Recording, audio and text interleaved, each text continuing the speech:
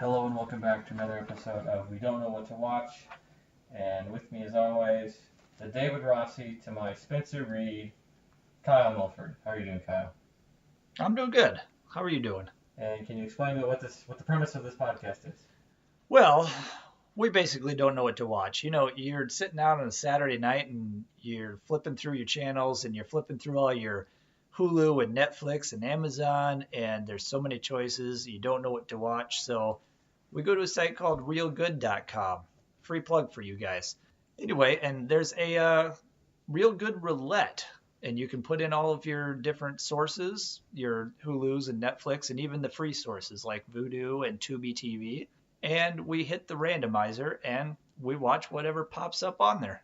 Good or bad? I mean, there was just a chance of Gone with the Wind coming up as Birdemic coming up.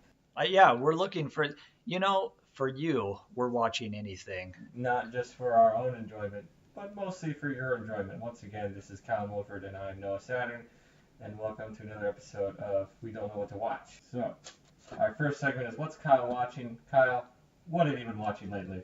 Well, I did hit the theater this week, and I went and saw the Doctor Who classic, Bad Samaritan. Oh, wait, it's just got Doctor Who in it. And which Doctor in it? I take it it's the first Doctor Who, because he's the one that's dead. Yes, William Hartnell. It's all CGI. It's quite impressive, you know. They started out with Robert Downey Jr. in that Avengers movie and Michael Douglas and so they brought William Hartnell back. And Peter Cushing. And Peter Cushing. Well, there's an example of bringing the dead back. So Mm-hmm. No. This is everybody's favorite new Doctor, David Tennant. You mean Peter Capaldi?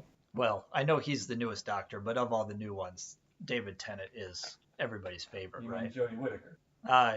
Who is in Broadchurch with David Tennant. So we already have a Doctor Who crossover before the new season starts. Yes, yeah. If you want to see how they work, how two different doctors work together in a different show, you can watch Broadchurch. But anyway, this is a movie about David Tennant being a bad guy, and he makes a pretty good bad guy. I don't know if you saw the season of Jessica Jones. I saw part of it, but yeah, he was very good.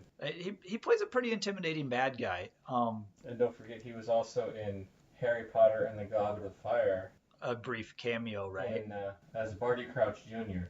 Yes. He did a weird tongue thing. I know he's in that movie, and I haven't seen it in long enough that I don't remember his scene. You don't remember the tongue thing? I don't remember the tongue thing.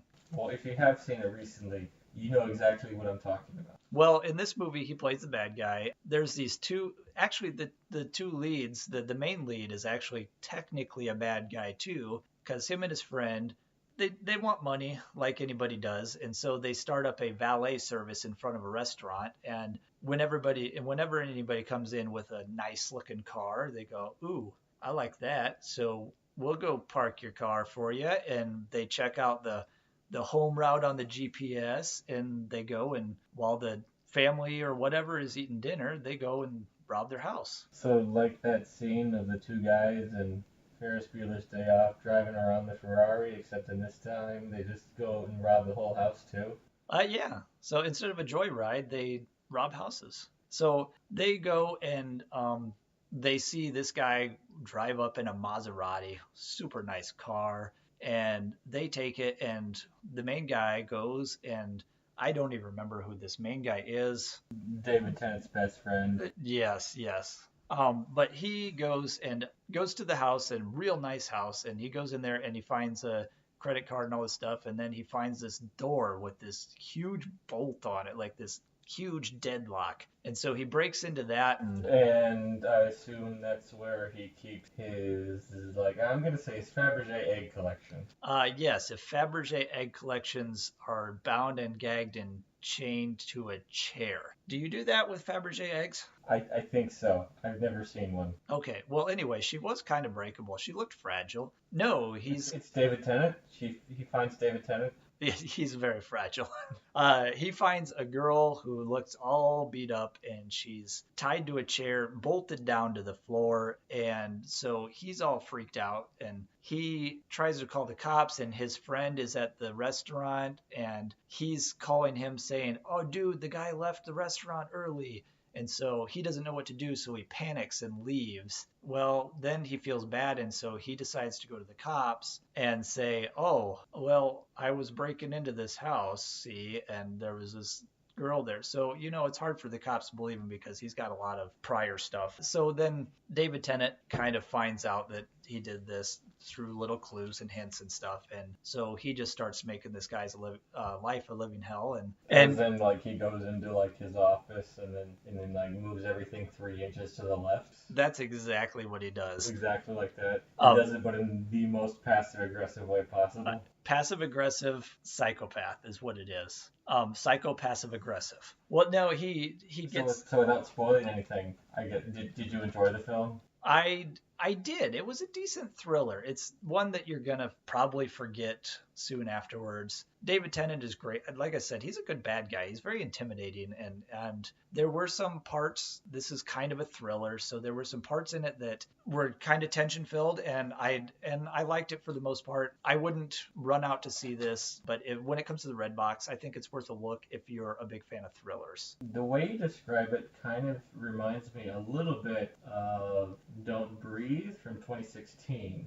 Oh, yeah, where they break into the house and the blind guy, and he's like a crazy military blind guy or something. Yeah. It's kind of like that, only they're stuck in the house, and David Tennant in this movie is kind of going after his friends and family. So it's a bigger scope than just one house. Yeah, it's a bigger scope and against more people, like he's, affecting everybody in this kid's life. So, like I said, it's mostly just a straightforward thriller, but there are some good tension scenes, and if you're a fan of thrillers, definitely red box it. So you wouldn't necessarily go see this in theaters? I don't think you have to, unless you're a huge David Tennant fan or something, and you got to see all of his movies, which, I don't think there's too many of those. Well, you'd be surprised. So anyway, another movie that I watched recently was Takashi Miike's 100th film, The Blade of the Immortal. What was that one about? Just give me the elevator pitch. Elevator pitch. A guy doesn't want to live after fending off 100 samurais, and instead of dying, some old woman puts a bloodworm in him, and so he becomes immortal. And then 50 years later, someone's wrecking all the dojos, and a daughter of someone who was killed decides to hire him, and then they form a bond, and it's all about immortality and would you want to live forever, and you've got to have a purpose for living. So if you do. Just like the Disney movie Tuck Everlasting. I have not seen that, but I'm assuming it's exactly like that. It's about people who live forever and they don't want to live forever. Are there a lot of limbs that fall off of people in Tuck Everlasting? I haven't seen it in a while, but there is a frog, so I'm going to assume yes. So yeah, because this is good sword play, good samurai scenes fighting. The bad guys are interesting and colorful. A lot of blood, a lot of limbs falling off, like I said. And overall, I really enjoyed this. This is a longer watch, so it's a Japanese movie. So if you hate subtitles, I guess what's wrong with you? There's some great foreign movies. Well, you could learn Japanese. You could learn Japanese and then watch this movie. Then that's more power to you if you do it just for this one movie. I agree. I think you should learn Japanese for this 2 hour and 40-minute movie. I give this a recommend, a pretty high recommend. I really enjoyed this movie. So how many chopped off limbs out of 10 do you give it? I'd give this one at least 8 chopped limbs. 8 chopped limbs? At least. And how much would you call any chopped liver in there too? Chopped limbs and a nice bottle of Chianti. Yes, thank you, as you do the steak thing. I'm not sure if the mic picked that up. So now we're moving on to our stunning feature for the day, and our film now is The Last Hitman from 2008. Speaking of killers. Hey, we totally planned that segue on purpose. Yeah, so king of the segue. What do we got here? What's your snowball pitch for this one? Okay.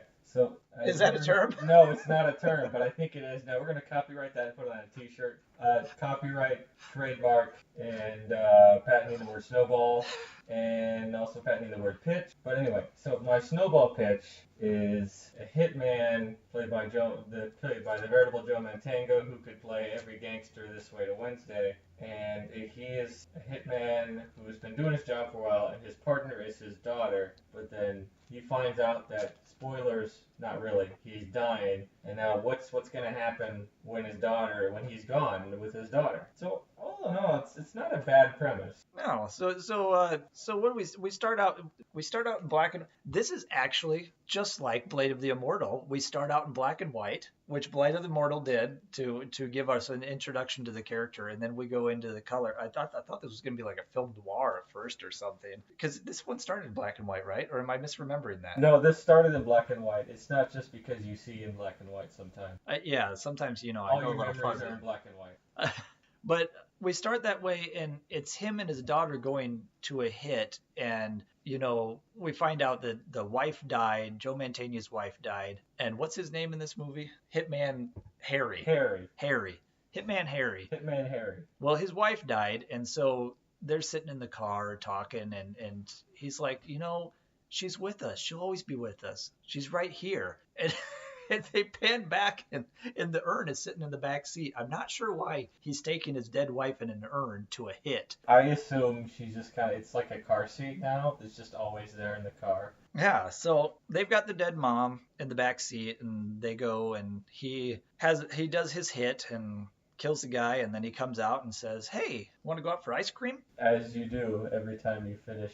It's just like any other side gig, really. You just kind of do your thing, go to work, come back. His kid's still in the car because it was a quick gig. I just got to go in the office for 5 minutes, and then then we go get ice cream. And she actually knows what he does, so it's fine. So she's like, okay, well, this is a normal day at the office. We'll go get some ice cream. Well, then we go to another hit. Cut to present day. Oh, yes, we cut to present day, which actually wasn't that much further down the road, was it? It's like, I'm going to say maybe 5-6 years. Okay. I didn't really get from the cut how much time. I'm going to say probably 10 at the most. Yeah. So they've been doing this for a while. And Hitman Harry he looks about the same because this movie was low budget and direct to video. Yeah, yes. We forgot to mention this is a 2008 straight to DVD video, and it feels very 1990s straight to TV movie. So I don't know if that's I believe it was a very specific directorial choice. Yeah, because everyone knows some of the best film ever came out in the 1990s TV movie era. And we spun for an action movie this week, and we got this, which there's not a lot of action, and it seems more like a drama. And even the music, there's always this sad, melancholy music. Almost kind of more something like you'd find on like a YouTube, just like any YouTuber, so whatever their background music is for like a vlogger. I got a lot of a vibe of USA or TNT made for TV type movies that you would see late at night, like that kind of movie. Because then even when it goes into semi-action, the music seemed very hour-long drama music rather than an action movie or even a full-on drama movie. It felt very TV episodic. So we cut to present day, and he's going on another hit. And we get a hint of things to come because he gets out of the car, and what does he do? He's always carrying a lighter around. Like a Zippo, like a silver Zippo type lighter. And everything he does before he goes to do a hit, he always takes a hit of a cigarette. Yeah. Haha. Wordplay. And so he's always flipping the Zippo around, and he gets out to get his gun out of the trunk and drops his lighter. In a very dramatic close-up. The ladder drops and just kind of hits the floor and spins around for a little bit. And then you hear the dramatic TV music. Dun, dun, dun. So then he goes up to the roof of this building, and his daughter is the getaway driver. We got to establish that she doesn't actually go in on the hits. She doesn't see him shoot anybody. She just knows what he does. And she's kind of like the lookout / getaway. Yeah, and so she spots the car, and he's up on the roof, and oh man, we got fuzzy view. We're getting all fuzzy. He's looking through the scope, trying to hit some guy. And instead of going, oh man, I'm not feeling right, I should just hold off on this hit, he takes a shot and hits the wall instead. He screwed up. Oh no, he done goofed. Well, that's not going to be good for him. And neither is the fact that he goes to the doctor and finds out it's cancer. Whoa. So he, in his utter shock, his very... I missed. You made me miss. I never miss. Yeah, and then he finds out he has cancer, and all he says to the doctor is, It's one of those fucking days is all. It was very nonchalant. Very nonchalant for like, was this a terminal case or is like he's a brain tumor. A brain tumor, yeah. And so did he start hitting on the doctor right away? I think that was like a second visit. So yeah, he's nonchalant about, I got cancer. So, give me the pills. He just goes back home, he talks to his boss and says like, hey, what's going on here? He says it's really, and then of course Joe Mantegna is pretty much in a suit the whole movie. But then his boss, I think you forget what his name is, but this boss he's wearing like, he's kind of a really hairy guy and he's wearing like a sweatsuit. Yeah. They made it in a park. Well, first, though, when he left the doctor's office, I noticed one thing that was kind of funny was the doctor had him taking, like, the touch your nose test, and you saw the really pronounced, like, his index finger wavering on his right hand and couldn't barely touch it, and, like, he was having trouble, like, touching her finger with his finger. But then he goes home and opens the door, and he has to turn off his alarm, and he just boop, boop, boop, boop, boop. And, you know, I thought it was amusing that was the same hand that he couldn't touch the doctor's finger, but then he's punching really fast this keypad to turn off his alarm at home. I mean, maybe it's one of those selective brain tumors where sometimes it affects you and sometimes it doesn't, just whenever it's important to the plot. Or maybe that's just muscle memory, but you would think that the gun shooting would be muscle memory too. Whatever. I'm digressing there really well.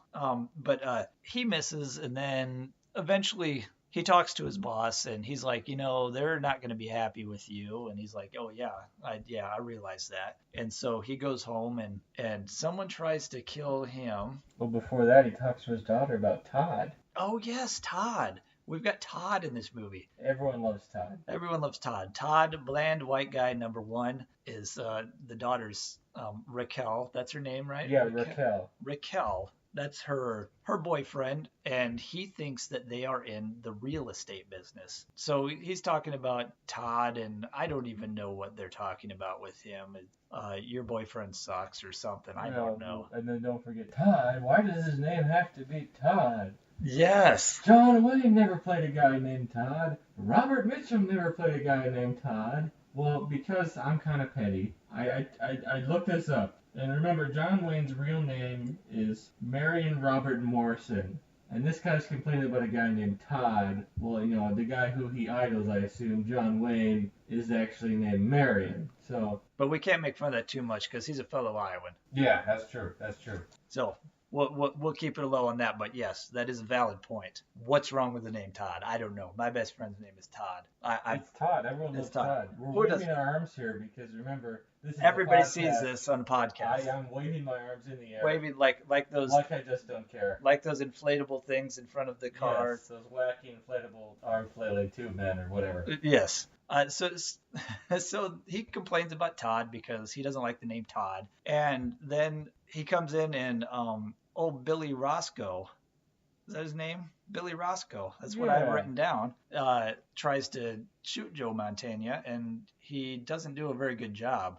Did he hit him at all? I think he tried to hit him, and then because Joe Mantegna is cool, and Harry Tremaine, the character's name, Harry Tremaine is really cool. Instead, he shoots Billy Roscoe, the other assassin who went to go kill him. Yeah. Like, what's with lasers? Do kids these days have lasers? Yeah, and well, because he shoots him like 3 times in the chest, but the kid's got a bulletproof vest on, which also Harry kind of makes fun of. And then there's somewhere in the conversation, and I wish I would have remembered exactly how this came up, but somehow he worked in, Billy says kangaroos are cool.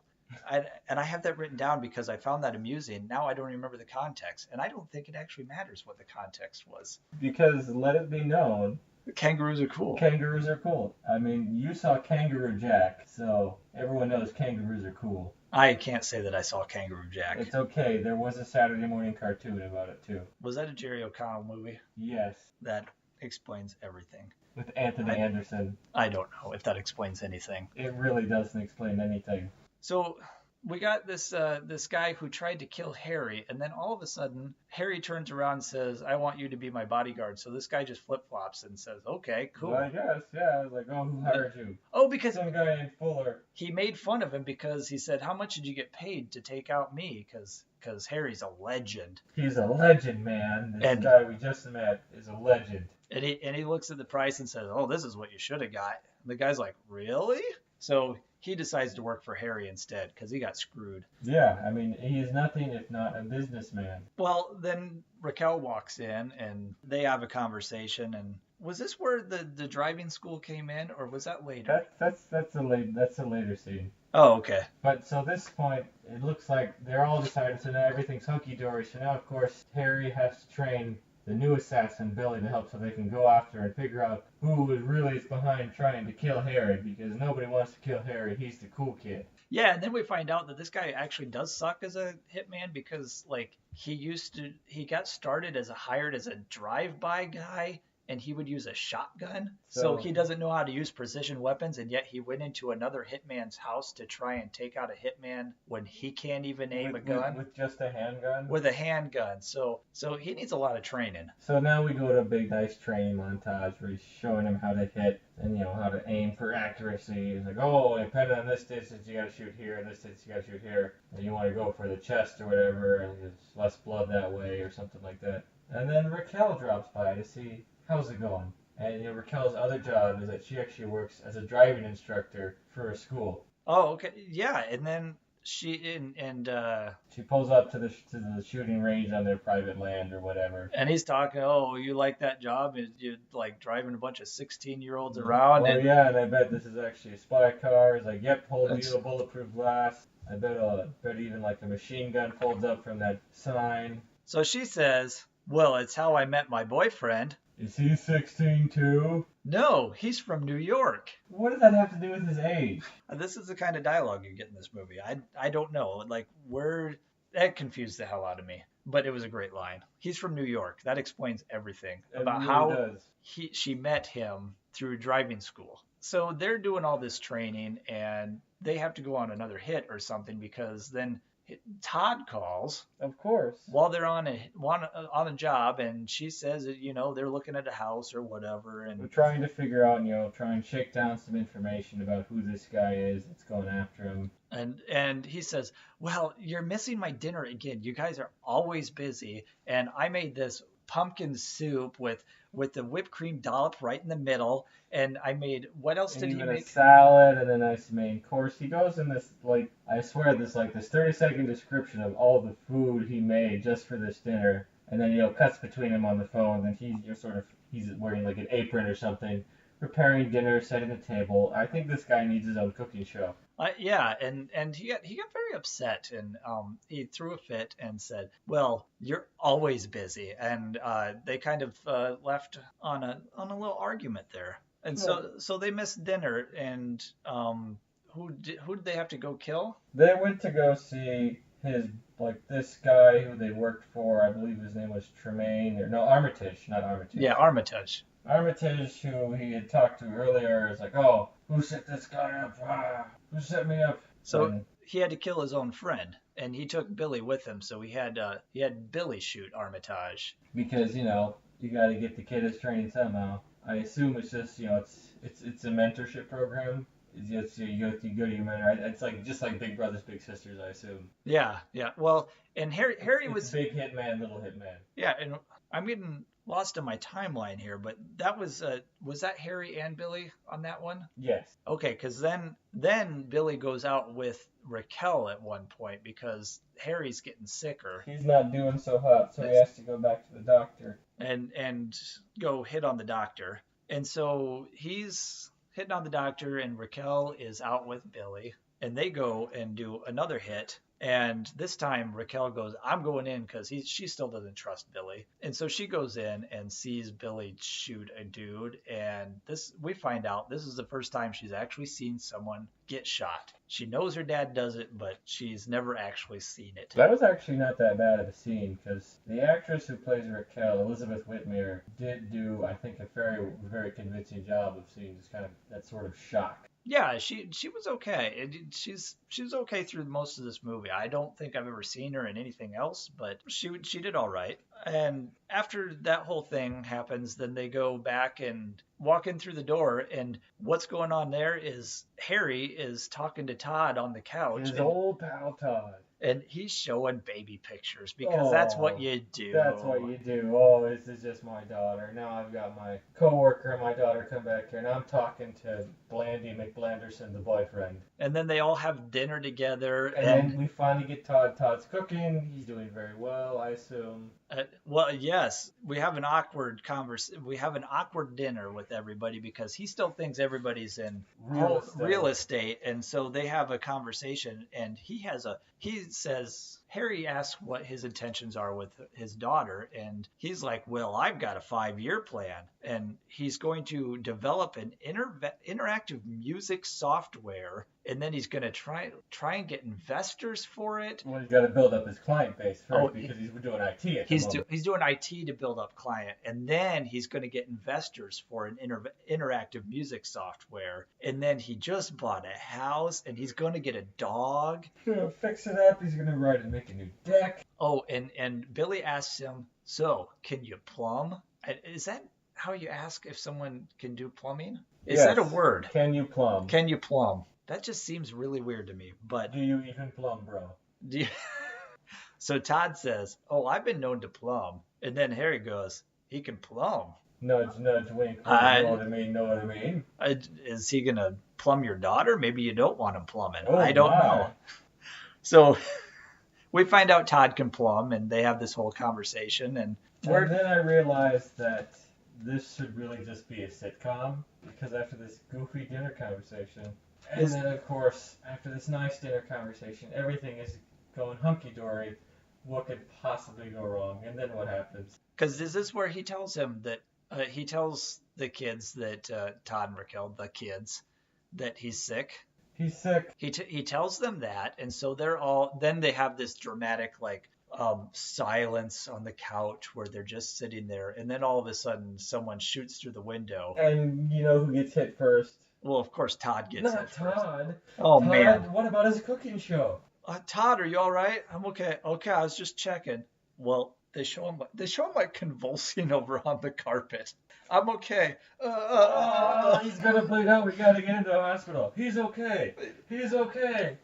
Oh, and the great thing about that conversation, they drag him to the kitchen, and he's bleeding, and Harry's like, "Oh, that hit a main artery," and they're sitting 3 feet from him. That hit a main artery. He's going to bleed out unless we get him to a hospital. But we better stay here because those hitmen are still out there. We're being shot at. So that they shoot back, blah, blah, blah. We can't get out of here. So Todd's apparently just listening to this conversation about how he's going to bleed out and die. I didn't see very much blood from Todd. For hitting a main artery? Yeah, I'm not sure that I saw much either. And we get a couple more gunshots, and then they're still sitting there in the morning, and... I guess Todd is I guess he bled out and died. Well, we don't know because he looked like he was asleep on Raquel's lap, and then there was a blanket over him too. There was a nice blanket. There was blood on it, so it did soak through. Okay, I mean, well, maybe it was just already a red blanket. That could be red splotchy blanket. Well, Harry goes out and talks and thinks that Raquel's asleep, and he goes and talks, and she has another moment where she hears him talking about how, he met his wife and blah, blah, blah, and he wants to go walking in the woods. We own this land, and I've always wanted to go walk in the woods, but I never actually did it. Oh, no! And now I'm going to go take that walk in the woods. Also, Billy, can you come with me? We're going to old yeller this bad boy. Raquel, single tear. Single tear. And then we cut out and we go out into the woods. I guess he's just hanging out with dead Todd now. With dead Todd, which we assume is dead Todd. Who knows? He's got to be dead, right? Because Harry and Billy go out into the woods, and Billy thinks that Harry's going to shoot him, but he goes, "Oh, no, here, you take the gun." To shoot me in a twist of fate. And then I hired you to do the job, and you got to do the job. And then you go tell my daughter that I died. Well, she hears the gunshot, so it's like, I'm pretty sure she knows you died when only Billy comes back after hearing the gunshot. So. And then they feel sad. And then they just decide to leave, I guess. They walk out of the house, but everything's okay. Nobody says anything about Todd. I guess Todd is just dead. But everything's okay because Raquel now has her father's lighter. Yes, he gave her the lighter. So now if she ever gets shaky and drops a lighter, she'll know not to take that hit. Exactly, because then she'll also have like a brain tumor. What did they do with Todd's body? Like, they just walked out of the house. I guess they just left him there. Maybe they went to Canada or Mexico, which raises another question. Kyle, where does this movie take place? I have no clue. We know it's somewhere in a city, and we know it's in the U.S. because at one point we see the back of their car with the Michigan license plate. So maybe that's it? Todd came from New York.